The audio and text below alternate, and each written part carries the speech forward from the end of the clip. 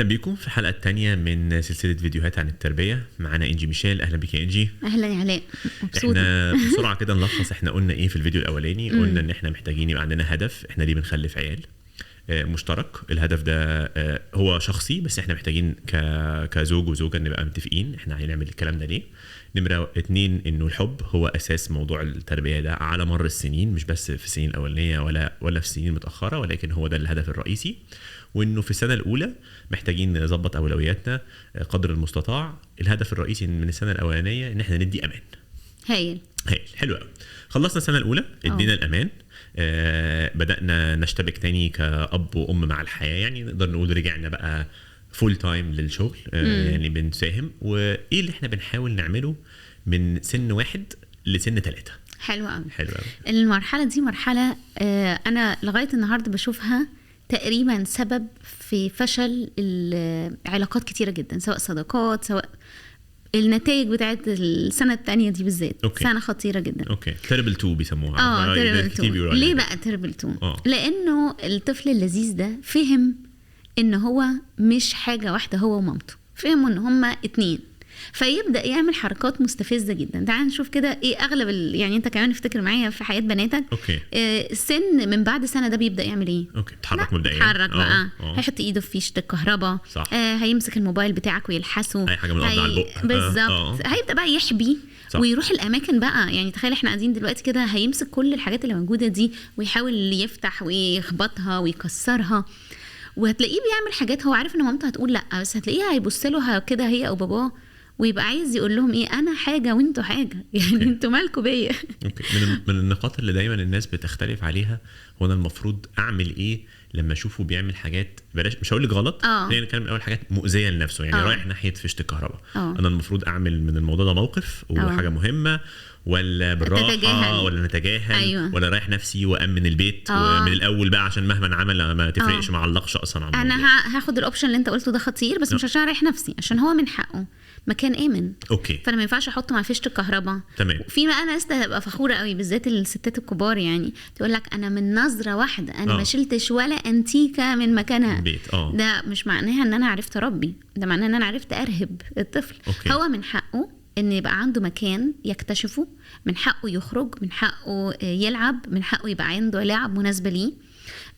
بحب قوي صورة الألعاب اللي هي ليها علاقة، عارف تجيب بورد كبيرة كده فيها قفل وفيها مفتاح وفي كل الحاجات اللي هو بيسيب لعبه ويروح لها. حتى الحاجات دي أنا بختارها له. بس حتى لو أمنت يا إنجي فيش كهرباء، لما أشوفه رايح لها بقى خلاص أنا مأمن فطنش، ولا أنا محتاج أعمل من الموضوع حكاية عشان يفهم إن ده خطر؟ لا، المفروض لو أنا في بيتي مأمن فيش الكهرباء وحاطط الحاجات اللي هي بتبقى الحديثة اللي بتقفلها دي، والأسلاك مش مدلدلة في الأرض، وعاملة الحاجات دي كلها، ولما بودي حضانة بعد شوية برضو مكان آمن، لما بودي عند تيتا بنفضل قاعدين في الليفينج، مش لازم نطلع في السفرة. والليفينج أنا كمان جايبة معايا الفيشة، مش هيحصل حاجة. فأنا يعني دوري إنه أسيبه يستمتع بأنه يكتشف. لكن لو احنا ده مش معناها ان انا مش هاخد بالي لما يجي يعمل حاجه خطر. فدوري ان انا اجي عند الحاجه دي واقوم جايه قايله نو، دي نو. طبعا هو مش بيبقى فاهم قوي الكلام، بس بيفهم من ملامح وشي ان دي نو، وباخدها. خدها تاني، فنفرض مثلا بيمسك موبايلي، وانا بقى موبايلي ده حاجه مثلا جنبي، الايباد بتاعي، فباجي اقول لا ده نو. بعد شويه بقوم جايه واخد الحاجه دي وحاططها فوق بعيد، فبيفهم بعد شويه ان كل مره انت هتلمس الحاجه دي او هترميها في الارض هي هتطلع فوق. واحدة من الحاجات المهمة جدا من ساعة ما البيبي يتولد، جايز ما قلناش عليها في الحلقة الأولى، الروتين.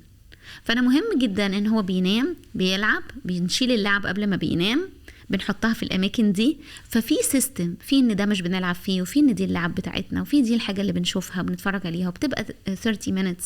فالروتين مهم جدا في المرحلة دي. طب المرحلة دي بنسميها إيه؟ المرحلة الأولانية كان مرحلة البيزك تراست، اللي هو الأمان المطلق، ان انا حاسس بالامان في الدنيا، وان انا شايف ان الدنيا كويسه. فانت كل حاجه بتعملها النهارده عشان تطمنه، احنا بنحبك، الاكل موجود، الدواء موجود، احنا فاهمينك، كل حاجه. الحاجه التانية اللي هو بيدور عليها بقى هنا مرحله مهمه جدا، بنسميها الاستقلال في المقابل بتاعه الخزي. الخزي ده كلمه كبيره جدا احنا بنعاني منه لغايه دلوقتي في حياتنا. يعني ايه خزي؟ اللي هو بالانجلش الشيم. ايه هو الشيم؟ هو الخزي مش ان انا بعمل حاجه وحشه، الخزي ان انا شخصيا وحش. طب جاب منين الشعور الكبير المعقد ده؟ لما اترفض اللي هو عمله، يعني انا هقول لك، انا وانت النهارده عندنا النضوج كافي ان احنا لو عملنا حاجه، لو انا عملت حاجه في شغلي وما نجحتش، ان انا اقيمها اقول انا ما نجحتش في الفيديو ده، بس احساس الريجكشن موجود.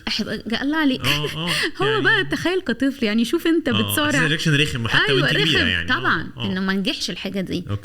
بص مزعج ازاي وانت اخدته ريجكشن. ما بالك بقى الطفل ما بيفهمش غير ان هو وحش. انا وحش عشان بتعمل كل الحاجات الغلط دي، علشان وانا بتضرب، بعمل بزعق، عشان ماما بتعيط، عشان بابا بيصرخ، علشان اتنرفزوا، علشان رزعوا الباب، فانا وحش. لو انا جات لي اجابه انت السنه الاولى هيجي لك الاجابه الدنيا امان ولا مش امان، طبعا هي مش ابيض واسود، في جريدز في النص. السنه الثانيه استقل يعني انا امشي كده واعمل لكم باي باي واروح العب في لعبي وارجع احاول افتح الحاجات دي واقفلها انا لوحدي، احط اعمل المكعبات بتاعتي، ولا انا كل ما بعمل حاجه عاده بتفشل، عاده بحرق دم حد، عاده بتلام. طبعا لو الاجابه جت استقل يا حبيبي، هنا بتتكون نظريه مهمه جدا لواحد اسمه جون بولبي. الراجل ده عمل واحده من اهم النظريات في السايكولوجي. قال انه النمط اللي انا هعيش بيه طول عمري في العلاقات بيتكون من السنه الاولى والثانيه. اللي هو ايه بقى؟ بص هي سيركل كده هنمشيها مع بعض. ماشي. اوكي. انا كطفل، تخيل انا وانت قاعدين دلوقتي، بس هنشبهها علينا عشان نفهم الطفل بيحصل له ايه. فانا هقول لما انا هعمل الصوت ده انت هتعمل الصوت ده، لما انا هقول الكلمه دي انت هتقول الكلمه دي، فبتبدا تبقى في علاقه ايه؟ مطمئنه، ان لما ده بيحصل ده بيحصل. الطفل وهو صغير بيبدا يعيط، طبعا هو في الاول مش فاهم ان ده يعني مش فاهم قوي ايه اللي بيحصل، هو يعني عايزه اقول يعني مش حاطط حد في دماغه، هو احتياجه مش مسدد فبيعيط. بعد شويه بيبدا يفهم ان هو لما بيعيط بيلاقي الكير جيفر او الشخص اللي مسؤول بيديله الحاجه. صح. هنا اتكونت التراست. تمام. لو طلب الحاجه وما جاتلوش ما تكونتش التراست، فيا اما هيبقى انسان انكشس متوتر لانه بيطلب ما بيجيش، يا اما هيبقى انسان امن. لكن في السنه الثانيه بيبدا يبقى عنده منهج. هو انا بقى السنه الاولى كنت بطلب وانتوا ساعات بتجيبوا وساعات ما بتجيبوش، وانا ساعات احس بالامان وساعات ما احسوش. طب يو نو وات بقى، انا هركز كده، انا كبرت شويه وفهمت انا هطلب الحاجه ولو انت ما جبتهاش انا هتمرد وهضربك. او هتجاهلك وهبقى مش بتبص لك، انا مش بعمل معاك اي كونتاكت اساسا. بتكلمني بتقول لي لا روح ما تروحش، انا اكيد. هنا بقى علاء بناخد باترن مهم جدا. يعني انا لغايه النهارده في الماريج كونسلنج بعمل اسسمنت عشان اعرف هو ده وهو طفل وهو طفل صغير كان بيعيط وتجيله الحاجه ولا كان بيعيط وبتجاهلوه. ولا يعني هو انا لازم كل ما يعيط بقى اعمل له اللي هو عايزه؟ ما هي برضه مش شغلانه، هي بتطلب حاجات غلط يعني. ما عايز مصر يجرجر مثلا الاباجوره من على الترابيزه وهتقعد تتكسر يعني. طبعا سؤال كويس. احنا هنا مش بنتكلم على الحاجات الماديه. احنا بنتكلم على احتياجات اساسيه، النيدز يعني. انه هو عايز حضن، فبيجي حضن فانا بشتغل او مثلا داخل يهزر، فانا قام جاي مطلعه بره. هو هيتعلم ايه؟ هيجيلك بعد كده مش غالبا لا يعني هيقعد على الباب وهيتعلم انه ما يخليكش تقفل الباب ده ابدا. وده اللي بنسميه الشخص الانكشس، اللي هو القلق، اللي مش عايز الادلت يسيبه خالص، لان الادلت لما بيسيبني انا ببوظ نفسيا. يا اما انا هروح احط همي في الايباد، هم ادوني الجهاز ده فانا هروح الزق فيه وابدا ابقى عندي علاقه مع العالم ده، واتخيل بقى ان انا في العالم ده ودول بابايا ودول مامتي والكرتون ده هو حياتي. ولما تاخد مني الجهاز اعمل ردود افعال غريبه جدا. ففي السنه الثانيه هو انا استقل لان انا شبعان حب ولان انا بتربى وبتحط في المكان المناسب، ولا انا وحش وكل ما بعمل حاجه بتعاقب عليها؟ بتتكون الاتاتشمنت ستايل. طيب بس هو انا ازاي هربي؟ طبيعي مش بلاش هربي يعني كلمه وحشه شويه. ازاي هوري له الصح من الغلط في السن ده؟ لو انا مش هزعق بقى، انا مش هزعق اكيد، ما بضربش. طب احنا هنوجه ازاي لما يلاقيه بيعمل حاجه غلط؟ بالذات حاجه مؤذيه يعني، سيبك من غلط، بالذات حاجه مؤذيه زي ما انت قلتي لي مش واحنا بنتكلم، لو راح ضربني على وشي وانا بتاع الناس بتضحك واضرب عمه يا حبيبي، اضرب عمه مين؟ لا مش عايزين نضرب عمه. انا هعمل ايه بقى؟ مبدئيا احنا في الحلقه اللي فاتت بشجع اي حد ما سمعش الحلقه اللي فاتت انه يرجع تاني يفهم دورنا وايه هو تعريف الحب، لانه دي بالنسبه لي قاعده مهمه جدا. الحب ان انا اساعد الانسان ده يعمل جود تشويسز. انا عامله على الجروبس بتاعت الشغل بتاعتي 3 جروبس بقسم عليها الناس اسمها جود تشويسز. اي حد بيعمل جود تشويس بيقوم جاي انا قريت انا مشيت. انا محتاجه الانسان ده يعمل جود تشويس. حاجه كبيره قوي على فكره ان انت يبقى عندك الاراده ان تعمل جود تشويس. تمام. في السن ده بتتولد الاراده بتاعه الجود تشويسز. لو شبعان حب وحاسس بالامان وابوه وامه دول ناس امنه بتبقى في اراده انه يعمل جود تشويسز. حلو. الكلام ده في ناس دلوقتي بتسمعه بتقول لا يعني ابني شبعان حب وشبعان بتاع بس هو بيضرب وبيعمل. فاللي احنا بنقوله هي نظريات بس ليها احيانا لكل قاعده شواذ. ممكن تكون في احتياجات زياده عند الطفل ده، ممكن يكون عنده مشاكل دايجنوز بحاجات معينه، بس احنا بنتكلم على القاعده العامه ان انت لو اخدت حب هتقدر تعمل جود تشويسز. تمام. لما واحد بيبقى بيحب قوي الميس بتاعته في المدرسه بيبقى ما بيحطش غير كراسات الميس دي في الشنطه، صح؟ تبقى عايز توري لها احسن حاجه عندك. فالسؤال بتاع احنا هنربي، لا طبعا احنا هنربي، بس احنا هنربي اوت اوف لاف ولا اوت اوف فير؟ يعني انا هربي علشان خايفه الواد ده يحرجني في يوم من الايام وقدام سلايفنا لما اختي تتخطب ولا نخرج مطعم يقوم هد الترابيزه على اللي فيها، ولا انا بربي علشان انا بحبه وعشان عايزه لما يكبر يعمل جود تشويسز؟ طب انا المفروض اربي ازاي بقى؟ احنا النهارده عندنا طفله او طفل لسه اللوجيك مش موجود يعني. صح احنا بنربي زي ما تقول، كنت لسه بتديني المثال بتاع انا لما هتضرب هعمل ايه؟ ايه اللي المفروض ناخده كمثال؟ ايه اللي المفروض التصرف الصحيح؟ هو على فكره هو هيبدا يضربني من بعد 6 شهور كده، يعني ممكن يشوطني بايديه كده في وشي وانا قاعده بلعب معاه. مهم قوي انه ملامح وشي ما تبقاش مرعبه لكن تبقى بان عليها التاثر. فانا هنا بعلمه ان لكل فعل رد فعل. بعد شويه لما يجي يمسك لما يضربني تاني، لو هو ما فهمش من اول مره من النظره دي ان ده ما كانش لطيف، خلي بالك احنا بنتكلم على معادن مختلفه. البشر عاملين زي القماش، في ناس هتحط لهم نقطه ميه هتلاقيها في ساعتها ندعت، وفي ناس تانية هتحط لتر ميه هتفضل تشرب ما فيش حاجه بتبان عليها. فاللي احنا بنقوله ده اقتراحات، لكن مش بنقول كل حد هيعمل معاه ده يعني مش مسطره هي يعني. لا طبعا. فمثلا اللي هيجي يضربني ده وانا بصيت له ورجع ضرب تاني، فانا هقوم جايه حاطاه في حضني وهقوم جايه ماسكه ايديه فريز كده واعد لغايه 3 5 1 2 3 4 5. طبعا هو اللي فهمه انه في حاجه حصلت خدت حريتي شويه كده. طب انت ليه بتاخدي حريتي؟ لان انت عملت حاجه انت ما استخدمتش فيها الحريه بتاعتك بطريقه صح. مهم قوي في نهايه الوقت ده وخلال الوقت ده انه يكون في حضني، مش ان انا اقوم جاي قاعده على كرسي واقول له ها لو اتحركت من على الكرسي ده هتتضرب. لا، هو في حضني وانا بعد بطريقه فيرم، مش لعبه، هي 1 2 3 4 5. طبعا هو مش فاهم قوي انا بقول ايه، لسه عند 1.5 سنة كده.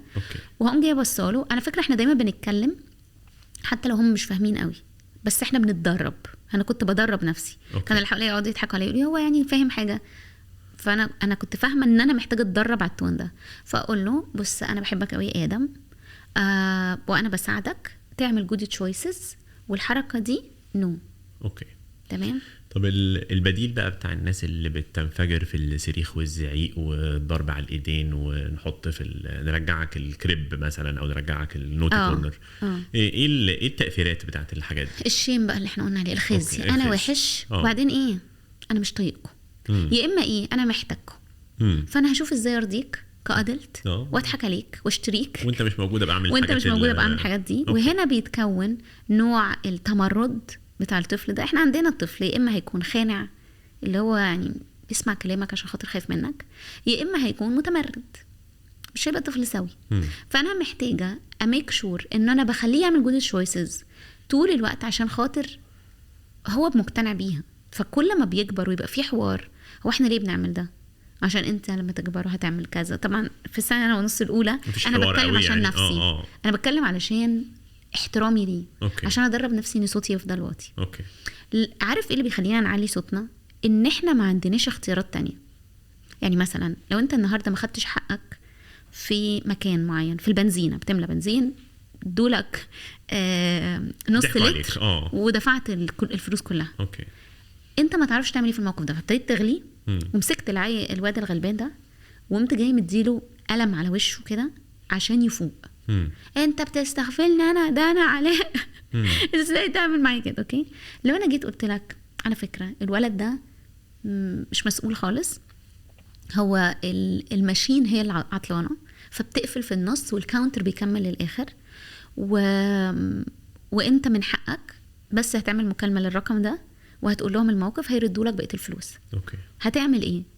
غالبا مش هتزعق ولا تضرب الولد. طب انا ليه ضربته في الاول؟ لان انا كنت هيلبلس. اغلب الاهل اللي بيأذوا عيالهم هم مش اهل وحشين، هم وليلات الحيله. اوكي. مش عارفين يعملوا حاجه تانية. كل ما هتسمع حاجات، يعني لو انت سمعت الحلقه الاولانيه وبتسمع الحلقه الثانيه ومتعود تقضي وقتك في المعرفه، وعشان كده قلت لك انا متشجعه اجي اعمل معاك حلقات، لان انت في رايي انسان مثقف، عايز تقرا، عايز تشتغل على نفسك. كل انسان هيعمل الحاجات دي في نفسه هيتطور، فابوته هتتطور. هيقول لك easier said than done يا إيجي. ما احنا اتفقنا، فاكره عند ال 1 year mark اتفقنا ان احنا بنشتغل، وكمان بقينا ما احنا تعبانين بقى، ما انا بني ادم يعني، انا كمان مش ساعات هنزعق، هننفجر، فاكيد هيحصل يعني، صح؟ فهسالك السؤال اللي هنفضل نساله كتير، وانا لو عملت كده طب انا ارجع اصلح ازاي؟ الحق نفسي ازاي؟ اوكي، ده يعني اللي هي سؤال الناس الطيبه. انا مش شخص بيزعق على طول، ومش شخص بيصرخ على طول، بس هي خلاص بقى فلتت مني وزعقت في طفل عنده 1.5 سنة.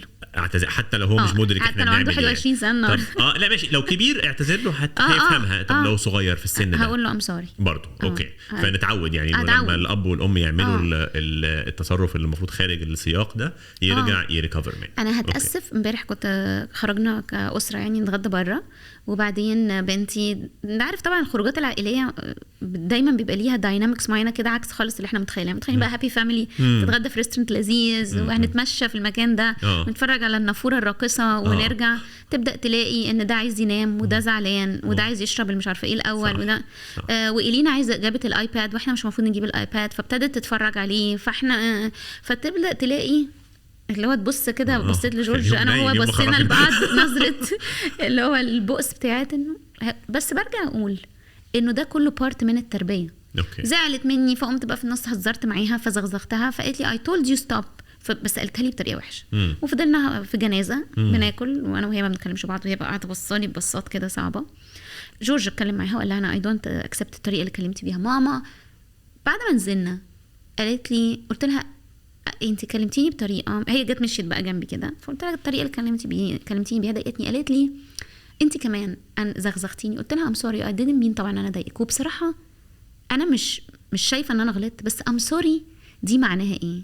مش ان انا غلطت، ام سوري ان انا بجرحك، ده مش معناها ان اللي انا فعلته خطا، لكن مشاعرك اغلى مين صح ومين غلط. فلو انا لقيت ابني اتاذى حتى لو اللي انا عملته ده مش مشاعر لا تناقش، يعني تحت بند مشاعر لا تناقش، بس ده مش معناها ان انا خلصت الحديث على كده. لكن انا بتكلم على تطيب خاطر الطفل، مش بس عشان هو انا غلطت ولا ما غلطتش. ام سوري ان انت خفت من طريقتي، ام سوري ان انت زعلان مني، ام سوري ان انت عايز تكلمني وانا مش برد عليك حتى لو انا شايف ان الايميل ده استقالتي. بس ام سوري دي معناها. فنفسي كمان اللي بيسمعنا يتعود يقول لاولاده ام سوري، مش هتنقصك حاجه، بالعكس ده انت هتعلمهم هم يقولوا ام سوري. طيب ايه رايك في الفكره بتاعه الاطفال اللي في السن اللي هو من 1 لحد 3 ده؟ ان هو ده الطبيعي ان احنا بنتحرك، فبنخرج معاهم مثلا في المطاعم، بداوا يتمشوا ماشيين يعني بيكسروا الدنيا في طريقهم، وبنروح عند اصحابنا عادي بقى يا جماعه، ما هم بيلعبوا اطفال لازم هينكشوا يعني، والدنيا عادي نسيب العيال كده ماشيين مطلوقين بلا اي يعني محاوله حتى للسيطره. احنا اتفقنا ان في المرحله دي تكوين الاراده. اوكي. فانا عايزه يعمل جود تشويسز. هو انا ايه هدفي وانا بربي عيالي؟ وانا هنحبهم وبعدين making good choices. يعني لو في حد عايز يذاكر الحلقتين دول كده يلخصهم، هيقول احب ولادي واعلمهم يعملوا good choices. اوكي. لما احب عيالي والحب هو ان انا اخليه يعمل good choices، هبدا اقول ان اللي بيحصل ده هيعلمه ايه. لما يمشي يقوم جاي ماسك الكاتشب ويحطه على الانتريه، صحيح الانتريه مش بتاعنا، هو بتاع الريستورانت. لكن انا علمت ابني ايه؟ اوكي. ان احنا ينفع نوسخ بره البيت بس مش نوسخش جوه البيت، ولا علمته انه ينفع يقوم بايده اللي مش نظيفه. انا عايزه اعلم ابني يعمل جود تشويسز، بس كمان لازم يكون ان اردت ان تطاع اطلب المستطاع. فانت ما ينفعش تدي لاولادك بتاعه الكاتشب العب بيدي عشان تقعد ساكت واحنا بناكل، وبعدين لما تدلق كلها تقعدوا على كرسي شيك زي ده كده وتقول له don't touch me. لا، انت تروح تجيب كرسي خشب علشان لما يتوسخ تبقى تعمله بالوايبس قبل ما تمشي. اوكي. فانا بعلم عيالي انه احنا بنعمل اختيارات صح عشانهم. فبره البيت جوه البيت ايه هي الجود تشويسز، ايه اولوياتي؟ اهم حاجه اعتقد كلنا بندفع ثمنها هو انه يكون عندي اراده. ان انا اعرف امسك نفسي. ايه اغلب الحاجات اللي بتدمر المجتمع دلوقتي؟ ان الانسان، انا اسفه جدا، بقى يميل انه يكون زي الحيوان، بيعمل اللي يبسطه. هو ده الفكره، الفرق بيننا وبين الحيوان. اونلاين يلا نشتري اي حاجه، يلا بالزبط.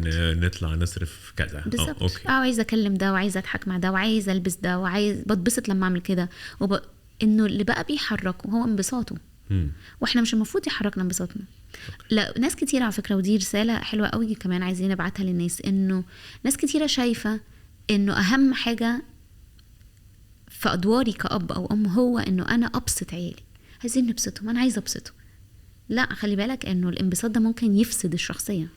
يعني ايه شخصيه مش فاسده؟ انا كتير ابني كان يقول ايه، مش عايزه ابقى مبسوط لو انتوا عايزين يعني. اقول له لا، بص حبيبي، الانبساط هو رقم 2 عندي، يعني عشان ما انكرش يعني. اولا تبقى انسان، اوكي، تعمل الجود تشويسز، يعني تعمل الجود تشويسز. ثانيا باذن الله لما نعمل جود تشويسز هنبقى نتبسط. اوكي. لكن لو انا هدفي الاول ان انا ابسط ابني، بصراحه كده، لو انا من اول ما اصحى النهارده، انا صحيت اول ما صحيت بنتي المفروض كانت تذاكر سبيلنج، لو انا عايزه ابسطها، هي بصراحه كانت عايزه تذاكر النهارده بقى فسحه خلاص. اللي حصل، وعلى فكره بكلمك على قصه حقيقيه، انا كنت حاطه ان اولوياتي طول ما العيال شاطره في المدرسه خلاص انا مش هضيع العلاقه دي عشان مذاكره. ان انا بنتي ابتدت تجيب درجات وحشه قوي، وابتدت تشوف ان هي اقل من اللي حواليها، فده ابتدى ياثر على نفسيتها. فانا الجود تشويسز ان انا اعلم بنتي انها مش هتلعب وهنشرب القرف. فانا قبل ما اجيلك كان عندنا ساعه من النزاعات، واللي فيها النظرات، واللي فيها ان انا مصممه، واللي فيها ان انا اساسا عايزه اقعد احضر واجمع افكاري كده وريلاكس. التربيه انت بتقول اتس ايزير ان الواحد يقول الكلام ده، لكن اتس هارد ان الواحد يطبق الكلام ده. طيب اقول لك بصراحه، عايز اختلف معاكي شويه يعني. فاكره حضرت معاكي انت سيشن كنت عاملاه للابهات يعني من غير السيدات، وقلت لك انه انا الهدف الرئيسي بتاعي في تربيه الاطفال مش الانبساط، السعاده. وهو في فرق حلو جدا كده. السعاده انه الانسان في المجمل يبقى حاسس انه راضي عن حياته بشكل عام. طيب هو راضي نمرة 1، حاسس انه يعني في المجمل مبسوط ايامه، لو حسبناها اليوم 24 ساعة، انا يا سيدي تقريبا يعني 20 ساعة من 24 مبسوط، بيجي لي كده ساعتين رخامة في اليوم بس اتس فاين. وفي المجمل انا حاسس ان انا مع البيت ده انا سعيد فيه، مبسوط اغلب وقتي. الانبساط ده انا بحسه يعني بيجي في النص كده، هو مخدرات يعني. عارفه احنا ان العيال شكلها مقريفه، يلا ننزل نجيب شوكولاته، يلا نشتري لك لبس جديد. لا، دي حاجات بتدي دوز من الانبساط، ما بتديش دوز من السعاده. ومع الوقت بنعوز نعلي الدوز بتاع الانبساط عشان احنا ما بقاش الجزمه الجديده بتكفيني. انا لا، انا بقيت عايز الدوبامين مؤثر، انا عايز حاجه اكتر عشان احس بتاع. فانا بحس ان دوري كأب ان في المجمل البنات يبقوا بنات او اولاد يعني عاشوا حياه يقدروا يصنفوها وهم عندهم 20 سنه انها كانت حياه سعيده. جميل. انا بحس كده ان ده من احد اهم يعني بعد الامان والحب وكل الكلام ده، انها لازم تكون في المجمل سعيده. الانبساط موضوع تاني، الانبساط ده تول يعني. انت ايه رايك في الموضوع ده؟ واضح ان انت يعني. انت رجعت لميموري، وغالبا احنا ساعتها برضو اختلفنا. طيب بعد الانبساط انا بعد السعاده انا اسفه بعد السعاده هيحصل يعني لو البنت دي جت قالت انا عشت ال20 سنه الاولانيه في بيت بابا وماما كنت سعيده، ايه البرودكت بتاع السعاده ده اللي انت شايفه هيبقى موجود في حياتها؟ بصي، السعاده بالنسبه لي متكونه من شويه حاجات. نمره 1 انها تبقى راضيه، جميل. يعني عندها احساس بالرضا بشكل عام عن حياتها اللي هي قضتها مع ابوها وامها. الرضا ده رضا باللي كان بمستواهم المادي، رضا بالمشاعر اللي كانوا بيدوها لها، رضا يعني رضا باحساس بالرضا. نمره 2 انها خدت جرعتها من الحاجات اللي بتجيب لها سعاده شخصيه، يعني الحاجات اللي هي كان نفسها فيها تم تحقيق جزء كبير منها، فهي في المجمل سعيده. نمره 3 انه البيت ده كان امان، فانا ما كنتش بحس بالخوف فيه، انا بالعكس انا كنت بحس ان انا مؤمنه محبوبه. فانا بحس السعاده يعني اكسبريشن اشمل لتجربه التربيه اللي عدت علينا دي، اللي بيعدي عليها البنات. انا سامع كل اللي انت قلته بصراحه جميل قوي قوي قوي، واكيد مش هشك ان انت هتشوف بناتك بيعملوا حاجات غلط وهتسيبهم يعملوها. لا، انا ملوش علاقه ده. وانت السعاده مش معناها ان انت تتساب على كده. انا مش هبقى سعيده وانت بتربيني، يعني انا لو بنتك وانت جيت منعت عني الموبايل عشان انا عملت غلطه كبيره، انا مش هبقى سعيده. مش هتبقى سعيده دلوقتي، بس احنا زي ما قلت لك هتبقى سعيده في المستقبل. اما فاكره حلوه قوي ما يعني عندها 21 22 سنه هتبقى ممتنه ان انا منعتها من الموضوع ده زمان. هو ده اقصده يعني، ان التجربه في مجملها هتبقى سعيده، مش ناخد لها سناب شوت النهارده او الويك اند دي كانت سعيده ولا لا. عادي، ممكن تكون الويك اند دي ما كانتش احلى حاجه يعني. يبقى انت اللي انت بتقوله مش ان انا مش هعمل حاجه ما تسعدش عيالي. اللي انت بتقوله انه مجمل التجربه فيها ان انا انسان سعيد وانسان محب وانسان بيربي. صح. فالتربيه دي هيجي معاها قرف طبيعي اكيد. هيجي معاها اي هيت يو انت الورست فادر هنعدي عليها بالموضوع ده. بس انت شايف ان الفيجن بتاعتك انك عايز تخلق انسان سوي. فخليني اقول ان الفيجن بتاعتي ممكن تختلف عن الطريقه اللي انت قلت بيها، لكن اعتقد ان احنا متفقين في اغلبها. يعني سوي هو لفظ اشمل شويتين من بس السعاده يعني. لانه انا باجي اقول لهم انا اخدت ولادي امانه، والامانه دي هتقعد معايا فتره، ودوري ان انا اكون سلمت المجتمع او هقف قدام ربنا في يوم من الايام اقول ان انا خلقت انسان نافع. انا مش عايزه اخلق انسان قاعد بيتفرج على التلفزيون وجنبه الفشار وسعيد لانه طلع من بيت سعيد. انا مؤمنه ان كل انسان اتولد فيه مهارات، والمهارات دي علشان او في مواهب، والمواهب دي عشان خاطر تفرق في المجتمع. انت النهارده بتستخدم مهاره عندك علشان خاطر تسيب رسالة في المجتمع. أنا متخيلة إن دي ممكن تبقى من أسعد الحاجات اللي أنت عملتها. فإنه وممكن تكون أكتر حاجة هتفرح حسب طبيعة أهلك يعني. بس مش إنه بس كان مهندس طبعا. حاجة جميلة جدا إن أنت مهندس وعملت حاجات في النتوركس في البلد وخليت الشركة الفلانية والناس تستخدم أكبر عدد تليفونات وأكبر عدد مش عارفة إيه. بس في الآخر انك ساعدت ان ام او اب يسمعوا حاجه زي كده. فكل ما ساعد ابني كان يقعد يقول لي انا هطلع يوتيوبر. ما تخافيش يا ماما، انا هطلع فلوس كتيره للغلابه عشان خاطر هو عارف ان انا دايما مهتميه بقضايا المجتمع. فاقول له لا، انا مش ده هدفي، مش ان انت تقعد في البيت تلعب فيديو جيمز وتطلع فلوس للغلابه. انت موهوب، انت عندك حاجات.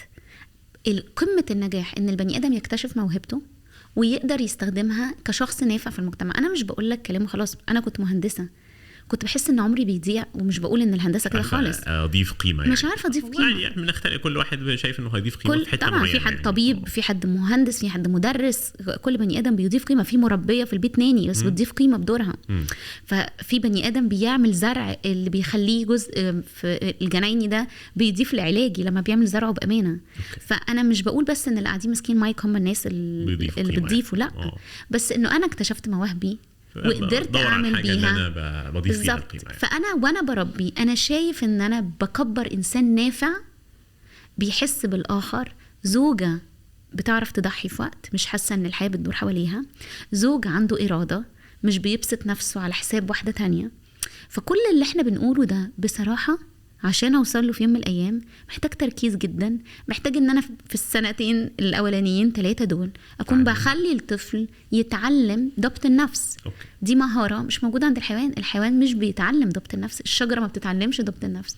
الفرق الوحيد بيننا وبين الحيوانات ان احنا لينا رسالة في الدنيا، وانه احنا بنعرف نمسك نفسنا. الحيوان حتى في حيوانات سوري يعني بتعرف تمسك نفسها اكتر من بني ادمين زي الكلاب مثلا. قد ايه لويال ليه شركاء حياتها. في حيوانات ما بتتجوزش بعد ما بتفقد شريك حياتها.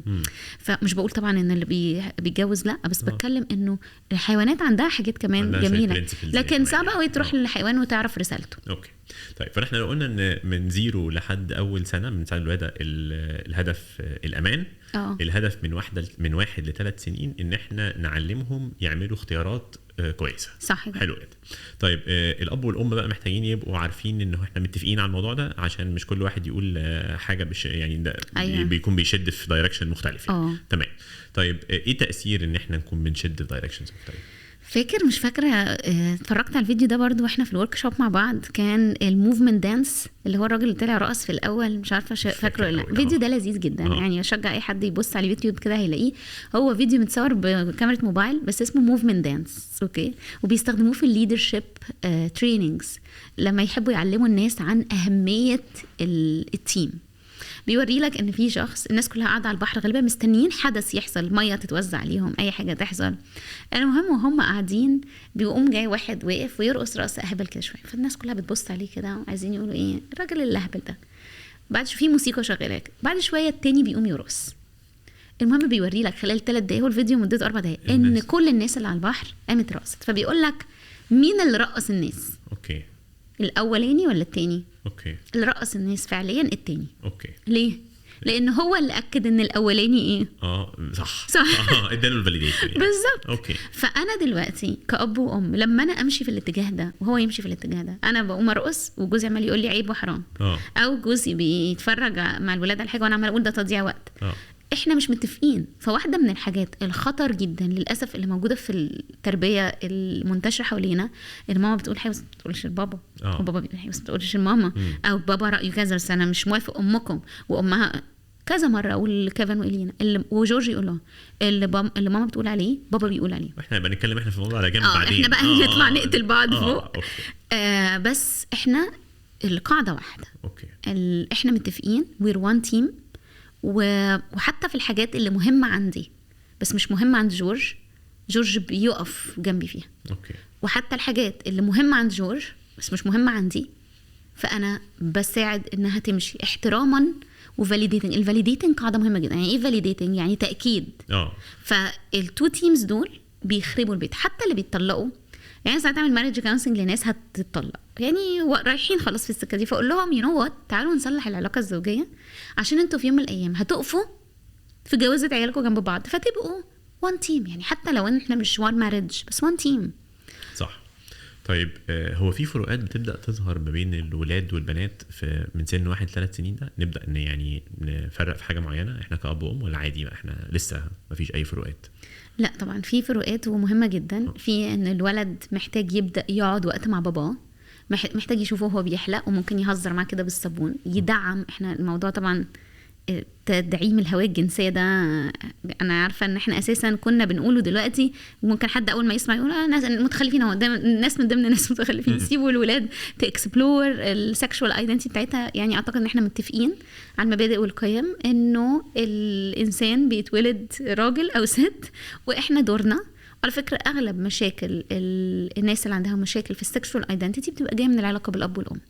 غياب الأب الشديد، تسلط الأم الشديد، كل الحاجات دي تخلي الولد مش عايز يبقى ولد والبنت مش عايز تبقى بنت. خلينا نقول انه في ناس عندها ميديكال بروبلمز يعني تدفعهم بعدين لما ده موضوع تاني، لكن احنا بنتكلم على الناس اللي هي متاكدين ان هم ما عندهمش لما يبقى الاب غائب ويبقى البيبي ده الولد ده بيروح معاها الكوافير وهي بتقوم جايه حاطه له اكستنشن كده، والكوافير يقوم جاي لها طب بصي بقى بصبع الروج ده دي جنن، دي كانها بنت، دي مش عارفه ايه، او هي كان نفسها قوي في بنوته فتفضل مسيبه له شعره مسيبه له شعره صح كده،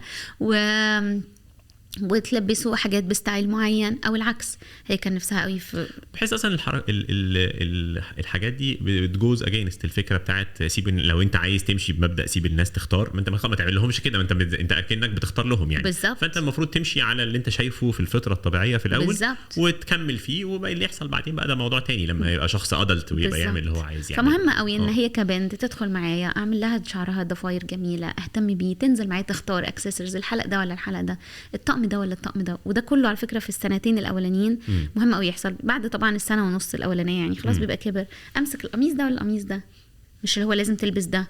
انا عايزه اقول له انت ينفع تستقل، انا عايزه اقول له انت ينفع تبقى انسان اندبندنت. فما ينفعش اكون انا بلبسه غصب عنه وباكله غصب عنه ومتخيل ان ده انسان هيبقى اندبندنت، ولما يختار حاجه تانية يقول له مش حلو ياكي. طب خلاص يبقى هو هيتعلم ايه؟ ان كل ما يجي يختار. عندي كلاينت سابت لي جواب في مره وقالت لي اقريه في اي مكان بتروحي، انا مسميها سلمى الشخصيه يعني. الجواب ده كان مكتوب فيه انه من وانا صغيره مامتي هي اللي كانت بتختار لي لبسي، ولما كبرت زهقت من اختياراتها لانها كانت بتكبرني، اختيارات ماما كانت دايما مكبراني. فوقفت اليوم ده واتخانقت مع ماما، قلت لها سيبيني انا اختار. طلعت الام وقفت البنت قدام الدولاب وقعدت تعيط وقالت ما عرفتش برضو اختار لان الدولاب ما كانش بتاعي، لان انا ما كنتش عارفه يعني ايه اختار. لما جيت اتجوز ما عرفتش برضو اختار. قالت الاختيار الوحيد اللي اخدته في حياتي ان انا اتطلقت، لانه ما كانش كان شخص بيحبسها بقى في البيت، وكان شخص بيتعدى عليها، وكان شخص مش كويس، بس هم اختاروه لانه هو كان ساعتها الشخص اللي دخله كويس، اللي بيشتغل بره، لو اعتمد على نفسه، العيله المحترمه. فانا عايزه اعلم عيالي ايه؟ انا عايزه اعلمهم يختاروا، وعايزه احترمهم، وعايزه اخليها تبعد عني. انا مش عايزاها تفضل قاعده لغايه 3 سنين في حضني تبدا تطلع تلعب لوحدها. لا يعني تلعب واجيب لها صاحبتها يعني، بس تطلع تنطلق يعني تروح حضانه. طبعا انا عايزه اقول لها، عايزه اقول للطفل في الوقت ده انت تقدر، لكن انا الكبير. عارف لو هو ما حسش ان انا الكبير وقلت له انت تقدر بس هيغضب مني، لان انا ما كنتش امان بالنسبه له. انا سبته يختار اختيارات اكبر من حساباته. يعني تخيل مثلا انا بقول له خلاص سيبه يلعب في الجنينه، بس انا مش واخده بالي ان في حاجات خطر في الجنينه، لما هيقع هيجي يضربني. اوكي. الوعي بيوصل في الاطفال يعني بيوصل لحد فين على سن 3 ده بيبقى ممكن يعمل اختيارات شكلها عامل ازاي؟ احنا يعني كبر شويه نسبيا خلاص دلوقتي بقى بيتحرك فيزيكالي، بيقدر يتمشى لوحده، بيتكلم شويتين كده برضو على فوق الموضوع. نقدر نسيب الاختيارات والوعي لحد فين؟ يعني نتقبل الاختيارات لحد انهي مواضيع؟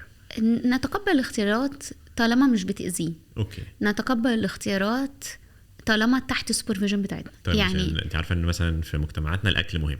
الناس بتحب تاكل العيال. افرضي لقيته هو عن 3 سنين مش بحب دي، عادي ولا انا اصر انه يجرب؟ خليني اقول بلاش. يعني في حاجه من الحاجات اللي جورج كان اشطر مني فيها بكتير بصراحه، انه كان بياخد حتى امبارح مثلا، يعني انا ابتديت اتكلم ايه لو سمحت سيبي الايباد، هو بقى قام جاي قال ايه شفتوا النافوره يشتت انتباههم. فانا ابقى انا زنقت نفسي فيها حد فينا لازم دلوقتي الحرب دخلناه. جورج من زمان يوم جاي ايه طالع بره الموضوع كده، فمثلا انا اجي اقول ايه كيفن هتستحمى كمان 5 دقايق لازم الاقيك مستحمى. جورج يجي يقول له ايه تحب كمان 3 دقايق ولا 5 دقايق؟ ادي اختيار، فهو يقول له 5 دقايق. فزنقتنا مع الولاد في انه تعمل الحاجه دي هتاكل ده الغدا باميه النهارده. لكن انا ممكن اجي اقول له بسله كور دي لذيذه ولا الفاصوليا اللي عامله زي اللي هو انت في الاخر هتاكله خضار. اوكي. بس خليك شاطر، خليك ذكي. هو بيحب الناجتس، اقرا عنها ازاي تجيب الفراخ وتفرمها بدل ما تقعد تقول له الناجتس مقرفه، حببه في الناجتس بتاعت البيت بتاعتك. اوكي. ففي الاخر انا بحس ان العيال زي الاسبونج، بس احنا ساعات بنبقى محتاجين نطلع بره الصوره كده ونشوف مدخل تاني، تدخل من باب تاني بس. تجرب. لكن انا مش مع انه انا يكون عندي طفل صغير ما بياكلش غير بيتزا او مكرونه. فانا لازم اجتهد ان احنا نوسع شويه دايره الحاجات دي طبعا. بس من غير اللي هو الاكل النهارده ده وهنفتح بقك ونتفس الاكل بالعافيه يعني. بالظبط. اوكي. ايه تاني انا المفروض ابقى حريص عليه في اختياراته في السنين الاولانيه دي؟ مثلا بالذات ممكن يكون في اطفال بيروحوا الحضانه بقى مثلا سن 2 سنين. بنبدا اول اشتباك شويه مع العالم الخارجي وناس جايه من بيوت مختلفه. يعني هفترض معاكي ان هم جايين من نفس المستوى الاجتماعي، ان احنا رحنا نفس الحضانه، بس ايه اللي انا ممكن يبدا اشوفه مختلف من سن 2 ل 3، بلاش 1 ل 3؟ اظن لازم برضو نجيب سيره مش السكرين تايم عامه. يعني مش عايزه اقول التلفزيون بس. اوكي. يعني دي من الحاجات اللي مهمه جدا. احنا في حرب قويه جدا مع السكرين، فلازم يكون عندنا وقت محدد، ويفضل ان الوقت ده يبقى مكافأة. عشان هو غالبا هيبقى احلى وقت، فهو الوقت اللي هيصغر او هيقل حسب اختياراتك. مهمه قوي انه بنبدا نعلم الولاد، بس هم في الوقت ده صغيرين شويه، بس احنا بيننا وبين نفسنا كده بنعمل فيد مثلا لعب في الجنينه في البلكونه في البتاع، بنلعب بالكوره، بنلعب مع اختنا. مهم قوي ان احنا بنساعد في البيت، مين هيروق ايه، مين هيشيل ايه، فيتعلم يشيل حاجته حتى لو هيشيلها وحش. بس مهم قوي حاجه زي كده. مهم قوي يتعلم، يبدا يبقى يقف في الصلاه. لسه كنت بعزي اسره وكل الناس وقفت تصلي، هي جت جنب مامتها واقفه كده، هي واخده بس وضع الصلاه، واقفه نفس اللاين بتاع مامتها يعني. حاجه جميله. فانا يبقى انا كده كاني بهتم بالنفس والجسد والروح. نفس جسد روح وعقل بقى. نتفرج على حاجه مفيده مع بعض، نتناقش فيها، الستوري تايم. انت مع السكرين تايم حتى لو فيري ليميتد في السن ده؟ لا انا مش مع الحرمان، ولا حرمان من الشيبسي خالص، ولا حرمان مع الشوكولاته خالص. يعني ممكن ما تدخلهاش طول ما هم مش مدركين. يعني انا مش لازم اقوم جايه انا اللي مدوقه تورته عشان هو في صوره جميله في عيد الميلاد. لكن لو هو ابتدى يفهم في الحضانه، ابتدى يبقى في حاجه زي كده، انا مش مع الحرمان، لان الحرمان بيولد الكبت. لكن انا مع جرب، بس كله بالعقل وكله بالظبط، وبورشن صغيره، ودي بتبقى مكافاه لو خلصنا طبقنا. دايما اغلب الناس اللي بتتكلم على السكرين تايم بالذات بتلاقيهم يقول لك ما انت غالبا ما جربتش يبقى عندك عيب. بتلاقي حد كده واقف بينظر على ازاي الاب والام بيسيبوا عيالهم مع السكرين تايم، وانت اصلك مش عارف. يعني عارفه الموضوع ساعات بيبقى يعني اوفرويلمينج بشكل كبير. انت ده مهرب، انا عايز اعيش. خد الايباد وغيب عني كده نص ساعه ساعه، سيبني اعيش يعني. يعني انا شايف انه ده اكستريم، ولكن كمان برضو الحرمان انا معاكي. كل الحاجات اللي هنقول عليها لا كومبليتلي هنبقى غالبا بندور على طريقه عشان نوصل لها. بس دورنا قوي ان احنا نراقب اللي الولاد بيتفرجوا عليه، دي نقطه صح. مهمه جدا. كان مش عايزه اقول اسم المسلسل يعني، بس امبارح ابتدينا نتفرج على مسلسل في البيت من المسلسلات المشهوره يعني. فساعتها كيفن قال لي ماما إلينا عندها نفس السن بتاعي وانا في سنها، انت رفضتي ان انا اتفرج على المسلسل ده. انا حسيت سكت كده، فقلت لهم كان دمه خفيف المسلسل في الاول. فانا برضو قلت ايه معقول وانا عملت كده انا ليه عملت كده؟ قلت له بص حبيبي بيرنتس ساعات بيعملوا ميستيكس، ممكن اكون غلطت، بس ادينا هنتفرج ونشوف. فما ابتدى المسلسل لا قدر. بعدين واحنا قاعدين ابتدى يسمع بقى الشتايم، ابتدى يسمع الهزار السفيه. انا افتكرت دلوقتي وابتدى يسمع التريقه على جسم واحده عشان مليانه. فقلت له مش حاجه حلوه ان احنا بنتفرج عليها. ان انا اعلم من دلوقتي اختيارات، وان انا اراقب هي العيال دي هتتفرج على ايه. انا مش مهم عندي ان هم بيضحكوا. وخلي بالك انه كتير قوي دلوقتي كمان من الكرتون ومن الحاجات دي بقت فيها رسائل عكس اللي احنا عايزين نربيهم عليها. صح. فمراقبه الكونتنت حاجه مهمه بالذات في السن الصغير يعني لازم نبقى متفقين. طيب احنا قلنا انه من سن 1 ل3 انا عايز اعلم اختيارات جيده. عايز اعلم ان احنا كأب وام فريق واحد بنزق في نفس الاتجاه. وعايزك تطلع من التجربه بتاعه ال3 سنين دي حب امان. أيوة. وبتعمل اختيارات جيده. حلو جدا. وان احنا ضد الحرمان بشكل عام، محتاجين نجرب ونحاول ندور على طرق كويسه لتنويع الاختيارات. طيب عايز اختم الحلقه دي عارفه الاطفال اول ما يبداوا يكبروا شويه، ومع الناس الاب والام اللي ممكن يكونوا بيتعصبوا شويتين ممكن يبداوا يضربوهم. حلو جدا. ما حدش بيضرب طفل نايم عنده شهور يعني، بس عنده سنتين مثلا. عنده 2.5 3 تعصب مره خلاص خرج عن السيطره. ايه اللي مش مدركينه الاباء والامهات اللي ممكن يضربوا عيالهم؟ مش قصدي ضرب مبرح يعني، ولكن حتى لو ضرب يعني نتج عنه عياط، ايه اللي مش مدركينه اللي محتاجين يدركوه urgent؟ اوكي انا عرفت السؤال اللي بعد ده. اللي ضرب يعمل ايه؟ واللي ضرب يعمل ايه؟ طيب سؤال كويس قوي. الضرب بيسبب ايه؟ او التهزيء او الشتيمه او الابيوز عامه. خلينا نعرف ايه هو الابيوز. انه شخص عنده صلاحيات اكبر مني، انا مش بعرف احمي نفسي منه. فبنسميه ابيوز عشان كده. انواع الابيوز: الضرب الجسدي، التريقه والتقليل من الطفل، الحرمان، انه انا محتاجه اوديه للدكتور، ان انا الحاجات دي كلها تعتبر ابيوز. وطبعا الايذاء الجنسي. يتفرج على حاجه ابوسه غصب عنه، اخليه يبوس حد في بقه، الحاجات اللي هي افرجه على حاجات مش حلوه، المسه، كل ده انواع من انواع الابيوز. كل الحاجات دي بتسمع في شويه اعراض.